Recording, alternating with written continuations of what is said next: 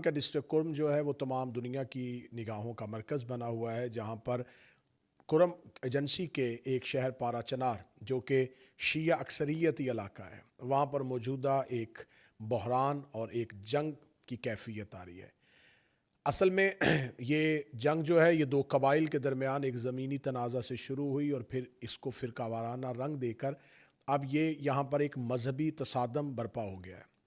پچھلے دنوں آپ نے دیکھا کہ پارا چنار میں ایک کارواں پہ حملہ کیا گیا جس پر عورتوں کو اور بچوں کو شہید کر دیا گیا۔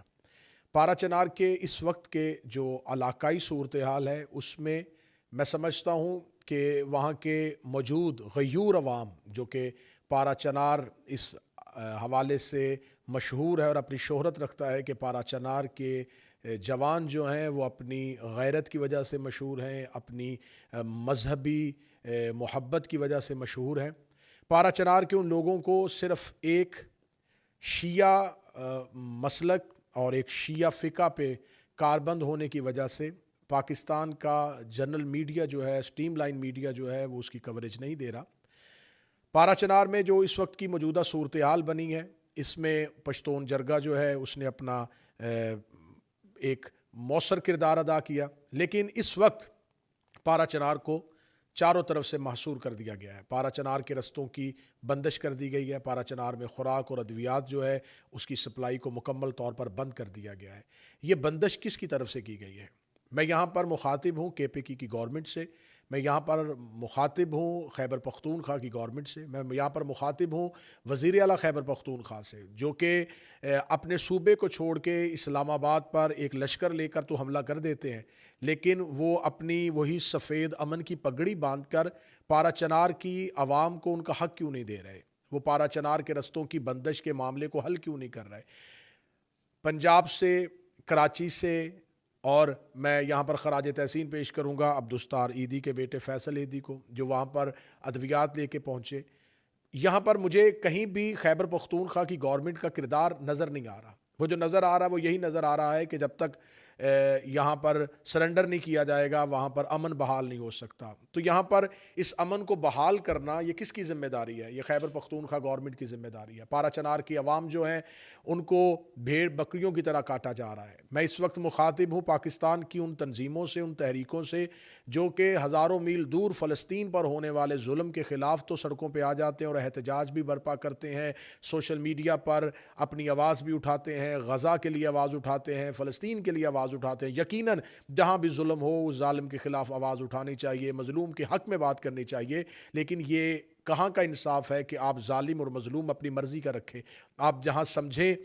اسے ظالم کہیں اور جہاں سمجھیں اسے مظلوم کہیں۔ کہ آپ کو پارا چنار کی وہ عوام، کیونکہ پارا چنار کے لوگوں میں غیرت ہے، وہ کبھی بھی اپنی ماؤں بہنوں بیٹیوں کو کیمرے کے آگے لا کے بلکتے ہوئے سسکتے ہوئے نہیں دکھا سکتے، وہ اپنے بچوں کو ہاتھ باندھے ہوئے یا ہاتھ پھیلائے ہوئے نہیں دکھا سکتے۔ وہ مر سکتے ہیں، کٹ سکتے ہیں، لیکن کبھی بھی کسی کے سامنے ہاتھ نہیں پھیلائیں گے، کیمرے کے آگے آ کے لوگوں سے امداد فریاد نہیں کریں گے۔ لیکن وہاں پر جو موجودہ صورتحال ہے، جو وہاں کے موجودہ لوگوں سے بات چیت ہوئی ہے، وہاں کے لوگ جو ہیں وہ اس وقت ایک ایسی زندگی گزار رہے ہیں جہاں پر ان کے لیے اشیاء خورد و نوش جو ہیں وہ نہیں ہیں، ان کے پاس ادویات نہیں ہیں، ان کے مریض مر رہے ہیں، ہاسپٹل بند کر دیے گئے ہیں، مارکیٹیں بند کر دی گئی ہیں، رستوں کو روک دیا گیا ہے، بندش کر دی گئی ہے۔ اور یہاں پر پاکستان کی خیبر پختونخوا گورنمنٹ کے جو ایڈوائزر ہیں بیرسٹر سیف، وہ اپنی پریس کانفرنس میں کس طرح کی دھمکیاں دے رہے ہیں، وہ کیسا لہجہ اختیار کر رہے ہیں، وہ اپنے آپ کو طالبان سے مربوط کرنے کی کوشش کر رہے ہیں۔ آخر کیا مجبوری ہے خیبر پختونخوا گورنمنٹ کی؟ کہاں وہ مجبور ہے؟ کن کی ہاتھوں وہ مجبور ہے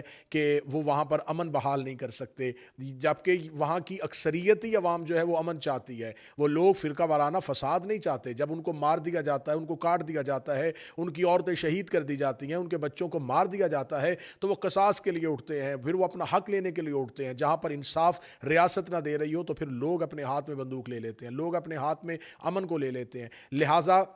مدت سے پارا چنار کی عوام ہم آئے دن دیکھتے ہیں کہ ہم کئی سالوں سے دیکھتے ہیں کہ پارا چنار کے عوام کے لیے آواز اٹھائی جاتی، پارا چنار میں یہ ہو گیا، پارا چنار میں اتنے لوگ مار دیے گئے، ایک کارواں پہ اتنے لوگوں کو مار دیا گیا، چن چن کے مارا جاتا ہے، ان کو بسوں سے اتار اتار کے مارا جاتا ہے۔ تو میں یہ سمجھتا ہوں کہ یہاں پر تمام مذہبی جتنی بھی جماعتیں ہیں انہیں اپنا کردار ادا کرنا چاہیے، جہاں پر ہم شیعہ سنی تمام مسالک جو ہیں وہ اپنے تمام مسلکی اختلافات کو بلا کے فلسطین کی عوام کے لیے بات کرتے ہیں، غزہ کے لیے بات کرتے ہیں، کشمیر کے لیے بات کرتے ہیں، تو وہاں پر ہمیں یہ بھی بات کرنی چاہیے۔ سوشل میڈیا پر شام کے قید خانے تو دکھائے جا رہے ہیں، لیکن پارا چنار کے مظلوموں کی آواز نہیں اٹھائی جا رہی، پارا چنار کے لوگوں کی بات نہیں کی جا رہی، جو ہماری بستی ہے، ہمارا علاقہ ہے، ہمارا ملک ہے، ہمارے لوگ ہیں، پاکستانی شہری ہیں، وہ کوئی غیر نہیں ہے، وہ کسی دوسرے سیارے سے نہیں اترے ہوئے لوگ۔ ان کا جرم کیا ہے؟ ان کا جرم علی ولی اللہ ہے، ان کا جرم عزاداری امام حسین علیہ السلام ہے، ان کو مسلکی اختلافات کا نشانہ بنا دیا گیا ہے، ان کو مذہبی نفرتوں کا نشانہ بنا دیا گیا ہے۔ پارا چنار کی عوام کے لیے جہاں جہاں تک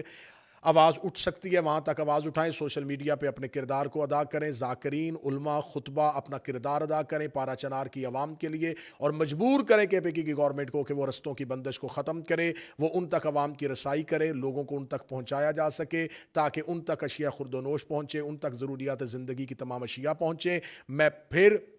ایک شیعہ خطیب ہونے کی حیثیت سے، ایک شیعہ قوم کا ایک ادنا سا فرد ہونے کی حیثیت سے میں مخاطب ہوں پاکستان کے ریاستی اداروں سے، میں پاکستان کے قانون نافذ کرنے والے اداروں سے، کہ اگر خیبر پختونخوا گورنمنٹ کسی نہ کسی مجبوری کی وجہ سے، اور ہم یہ سمجھتے ہیں کہ یہ مجبوریاں کہاں ہیں، یہ تانے بانے کہاں مل رہے ہیں، یہ تمام چیزیں کہاں سے پوچھی جا رہی ہیں، لیکن اگر خیبر پختونخوا کی گورنمنٹ جو ہے وہ کسی چند دہشت گردوں کی وجہ سے وہاں پر مجبور ہے، تو یہاں پر پاکستانی افواج کو اپنا کردار ادا کرنا ہوگا، یہاں پر قانون نافذ کرنے والے اداروں کو اپنا اختیار استعمال کرنا ہوگا، اور پارا چنار کے مظلوموں تک ان کا حق پہنچایا جا سکے۔ میری دعا ہے کہ خداوند متعال پارا چنار کی عوام کو انصاف دے، عدل دے، اور میرا مالک ان کو آزادی نصیب فرمائے، میرا مولا ان کو امن کے ساتھ سلامتی کے ساتھ رہنا نصیب فرمائے، میرے ملک پاکستان کو ہمیشہ سلامتی عطا فرمائے، اور تخریب کاروں سے، دہشت گردوں سے ہمیشہ ہمیشہ کے لیے محفوظ فرمائے۔ السلام علیکم، یا علی علیہ السلام۔